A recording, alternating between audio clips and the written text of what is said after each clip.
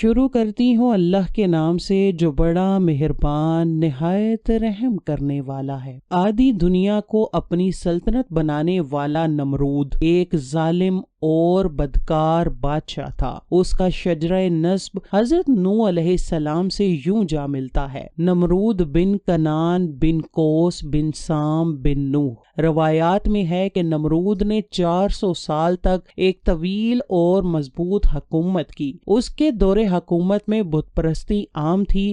ہر انسان نے اپنے اپنے خدا بنائے ہوئے تھے۔ انہوں نے خدا کی عبادت کو چھوڑ کر عبادت کے اپنے طریقے بنائے ہوئے تھے۔ ناظرین گرامی، نمرود ولد الزنا اور حرامی تھا، اور اس کی ماں نے زنا کیا تھا جس سے نمرود پیدا ہوا تھا۔ زنا کی وجہ صرف یہ تھی کہ سلطنت کا کوئی وارث پیدا نہ ہوگا تو بادشاہت ختم ہو جائے گی، لیکن یہ حرامی لڑکا بڑا ہو کر بہت بڑا بادشاہ بن گیا۔ 400 سال بادشاہی کرنے کے بعد سرکشی اور تکبر اور غرور اس کی طبیعت میں سما گیا تھا۔ نمرود نے ایک رات یہ خواب دیکھا کہ ایک ستارہ نکلا اور اس کی روشنی میں چاند، سورج وغیرہ سارے ستارے بے نور ہو کر رہ گئے۔ کاہنوں اور نجومیوں نے خواب کی یہ تعبیر دی کہ ایک فرزند ایسا ہوگا جو تیری بادشاہی کے زوال کا باعث ہوگا۔ یہ سن کر نمرود بے حد پریشان ہو گیا اور اس نے یہ حکم دے دیا کہ میرے شہر میں جو بچہ پیدا ہو وہ قتل کر دیا جائے اور مرد عورتوں سے جدا رہیں۔ چنانچہ ہزاروں بچے قتل کر دیے گئے، مگر تقدیر الہی کو کون ٹال سکتا ہے؟ اسی دوران حضرت ابراہیم علیہ السلام پیدا ہو گئے اور بادشاہ کے خوف سے ان کی والدہ نے اس شہر سے دور پہاڑ کی ایک غار میں ان کو چھپا دیا۔ اسی غار میں چھپ کر ان کی والدہ ان کو روزانہ دودھ پلایا کرتی تھی۔ بعض مفسرین کا قول ہے کہ 7 برس کی عمر تک، اور بعض نے تحریر فرمایا ہے کہ 17 برس تک آپ اسی غار میں پرورش پاتے رہے۔ دوسری طرف شرک اتنا عام تھا کہ نمرود کے دور میں کوئی ایک خدا کو ماننے کے لیے تیار ہی نہ تھا۔ نمرود لوگوں کو کہتا تھا کہ میں آپ کا خدا ہوں۔ وہ ہر کسی کو اپنی عبادت کرنے پر مجبور کرتا تھا۔ اس دور میں صرف حضرت ابراہیم علیہ السلام ہی تھے جو ایک خدا پر یقین رکھتے تھے۔ وہ بتوں کی پوجا کرنے سے دوسروں کو منع کرتے تھے کہ خدا ایک ہے، صرف اسی کی عبادت کرو، اس کے سوا کوئی عبادت کے لائق نہیں ہے۔ نمرودی قوم ایسی قوم تھی جس پر حضرت ابراہیم کے الفاظ کا کوئی اثر نہیں پڑتا تھا۔ ایک دن ایسا ہوا کہ حضرت ابراہیم علیہ السلام ان کے سب سے بڑے بت خانے میں چلے گئے۔ وہاں بے شمار بڑے بڑے بت تھے۔ حضرت ابراہیم نے ان کے سب بتوں کو کلہاڑے سے توڑ دیا اور سب سے بڑے بت کے کندھے پر کلہاڑا لٹکا دیا۔ جب نمرودی قوم اپنے بت خانے میں آئی تو انہوں نے دیکھا کہ سب سے بڑے بت پاش پاش ہو گئے ہیں، بس ایک بت بچا ہے جس کے کندھے پر کلہاڑا لٹک رہا ہے۔ وہ اسی وقت سمجھ گئے تھے کہ یہ کام حضرت ابراہیم ہی کر سکتے ہیں، کیونکہ وہ ہمارے بتوں کے خلاف ہیں اور وہ بت کی بجائے ہم سب کو ایک خدا کی عبادت کرنے کا حکم دیتے ہیں۔ نمرودیوں کو حضرت ابراہیم علیہ السلام پر بہت غصہ تھا۔ انہوں نے اپنے بادشاہ نمرود کو حضرت ابراہیم کی اس حرکت کے بارے میں بتایا کہ حضرت ابراہیم نے ہمارے سب بتوں کو پاش پاش کر دیا ہے۔ نمرود نے کہا کہ خدا تو میں ہوں، وہ کون ہوتا ہے جو لوگوں کو مجھے سجدہ کرنے سے روکتا ہے اور بتوں کو بھی پاش پاش کیا ہے؟ نمرود نے حکم دیا کہ ایک جگہ پر لکڑیاں اکٹھی کر کے آگ جلا دو اور حضرت ابراہیم کو اس آگ میں سزا کے طور پر پھینک دو۔ نمرودیوں نے حضرت ابراہیم علیہ السلام کو آگ میں پھینک دیا تھا۔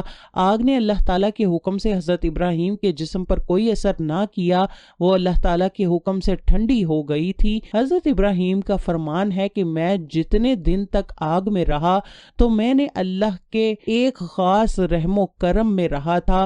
میں اس آگ میں سکون سے رہ رہا تھا، اتنا سکون میں نے کبھی نہیں دیکھا تھا۔ جب حضرت ابراہیم علیہ السلام کو آگ سے باہر نکالا گیا تو آگ سے باہر آتے ہی حضرت ابراہیم نے نمرودیوں سے کہا کہ تم سب اللہ کی عبادت کرو، بتوں کی عبادت کرنا چھوڑ دو، یہ بت تم کو جہنم کی آگ کی طرف لے جا رہے ہیں۔ حضرت ابراہیم نے نمرود کو سمجھاتے ہوئے کہا کہ تم اپنے بیہودہ کاموں سے باز آ جاؤ اور ایک خدا کی عبادت کرو۔ نمرود پر حضرت ابراہیم علیہ السلام کی کسی بات پر کوئی اثر نہیں ہو رہا تھا۔ نمرود نے حضرت ابراہیم علیہ السلام کو کہا کہ میں خدا ہوں۔ پھر نمرود نے حضرت ابراہیم کو کہا کہ تمہارا خدا کون ہے؟ حضرت ابراہیم نے فرمایا کہ میرا خدا اللہ تعالیٰ ہے جو ہر کسی کو زندگی اور موت دینے والا ہے، جو پوری کائنات اور آسمانوں کا مالک ہے۔ جب ابراہیم نے یہ بات کہی تو نمرود نے مسکراتے ہوئے کہا کہ یہ سب کام تو میں بھی کر سکتا ہوں۔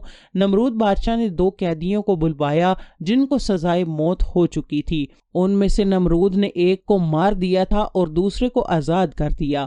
یہ کام کرنے کے بعد نمرود حضرت ابراہیم کو کہنے لگا کہ یہ دیکھ، میں خدا ہوں، میں نے ایک کو موت کے گھاٹ اتار دیا ہے اور دوسرے کو زندہ چھوڑ دیا ہے۔ اس طرح نمرود حضرت ابراہیم کے سامنے بے شمار دلیلیں دیتے ہوئے کہنے لگا کہ اصل خدا تو میں ہی ہوں، اب بتا تیرا خدا کون ہے؟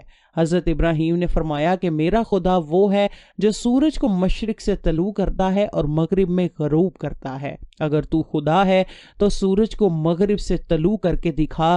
حضرت ابراہیم کی یہ بات سن کر نمرود بے بس ہو گیا اور کوئی جواب نہ دے سکا۔ اس طرح نمرود اپنی ساری قوم کے سامنے ذلیل ہو کر رہ گیا۔ اس سے پہلے بھی کئی بار حضرت ابراہیم علیہ السلام نے نمرود کو خدا کی عبادت کرنے اور خدا کو ایک ماننے کا حکم دے رکھا تھا۔ نمرود پر حضرت ابراہیم کی باتوں کا کوئی اثر نہ ہوتا تھا، چنانچہ حضرت ابراہیم نے کئی بار نمرود کو دین حق کو قبول کرنے کی دعوت بھی دی تھی۔ نمرود حضرت ابراہیم کے اس عمل سے تنگ آ چکا تھا۔ بادشاہ نمرود نے حضرت ابراہیم کو کہا کہ اگر تیرا خدا سچا ہے تو اس کو کہہ دے کہ میرے ساتھ جنگ کرے، اس کو بول دے کہ اپنا لشکر زمین پر اتارے جو مجھ سے جنگ کرے۔ خدا میں ہوں، میرے سوا کسی میں کوئی ہمت نہیں ہے کہ وہ میرے سامنے کھڑا ہو جائے۔ نمرود کی زبان سے یہ لفظوں کا نکلنا ہی تھا کہ حضرت ابراہیم کی بارگاہ میں حضرت جبرائیل تشریف لے آئے اور فرمانے لگے کہ اللہ تعالیٰ کا لشکر جنگ کرنے کے لیے تیار ہے۔ حضرت ابراہیم علیہ السلام نے یہی الفاظ نمرود کو کہہ دیے کہ اللہ تعالیٰ کا لشکر جنگ کرنے کے لیے تیار ہے۔ حضرت ابراہیم کی بات کو سن کر نمرود نے جنگ کی تیاری کرنے کے لیے 3 دن مانگ لیے۔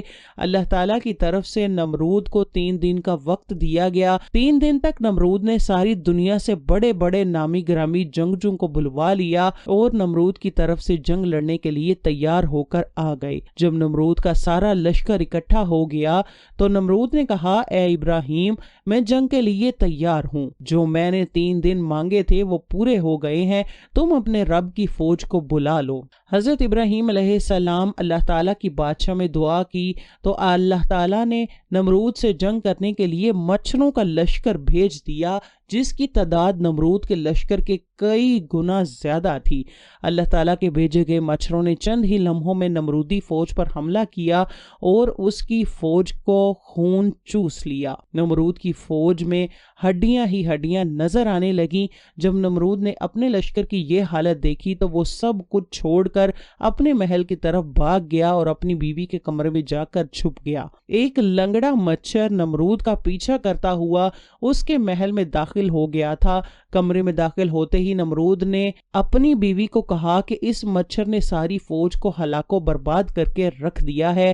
یہ بات کر ہی رہا تھا کہ اللہ تعالیٰ کے حکم کی تعمیل کرتا ہوا ایک مچھر نمرود کی ناک میں چلا گیا۔ مچھر ناک سے ہوتا ہوا دماغ تک جا پہنچا۔ مچھر دماغ میں جا کر دماغ کو کاٹنے لگا۔ جب مچھر دماغ کو کاٹتا تو نمرود تکلیف سے اپنے سر کو پاگلوں کی طرح دیواروں کے ساتھ مارتا تھا۔ اس طرح وہ مچھر نمرود کے دماغ کو کئی دن تک کھاتا رہا۔ نمرود نے یہ حکم جاری کر رکھا تھا کہ جو کوئی بھی نمرود کے پاس آئے تو اپنی جوتی اتار کر نمرود کے سر پر مارے۔ اس طرح نمرود کو چند دیر تک سکون رہتا تھا۔ تھوڑا سا ٹائم گزرنے کے بعد نمرود تکلیف سے پھر بے حال ہو جاتا تھا۔ اس لنگڑے مچھر کے کاٹنے سے نمرود اپنے سر کو دیواروں سے مارتا رہتا تھا۔ اسی سزا میں تڑپتا تڑپتا نمرود اس دنیا سے چل بسا۔ اس لیے کہا جاتا ہے کہ اللہ تعالیٰ کو کسی کا شریک مت ٹھہرایا جائے۔ نمرود کا حال ہماری آنکھوں کے سامنے ہے، کس طرح نمرود پاگلوں کی طرح دیواروں کے ساتھ سر مار مار کر روتا اور چلاتا تھا۔ اس کا انجام کیا ہوا ہے، اس بات میں کوئی شک نہیں ہے کہ اللہ تعالیٰ ایک ہے اور اس کے سوا کوئی عبادت کے لائق نہیں ہے۔ جو کوئی بھی اللہ تعالیٰ کی ذات کو للکارتا ہے تو اللہ اللہ تعالیٰ اس کا انجام بہت ہی برا کرتا ہے۔ دوستو، اللہ ہی کی وہ پاک ذات ہے جو ہمارا رازق، خالق اور مالک ہے۔ وہی موت اور زندگی دینے والا ہے۔ دن، رات، سورج، چاند اور ستارے کوئی بھی اس کی مرضی کے بغیر حرکت نہیں کر سکتے، اور جو خدا کی نافرمانی کرتا ہے ایک نہ ایک دن وہ عذاب الہی میں ضرور مبتلا ہوتا ہے۔ تو بس ہر حال میں اللہ کا شکر ادا کرتے رہیے، اور پھر کبھی بھی کسی بات کا بھی غرور نہ کریے۔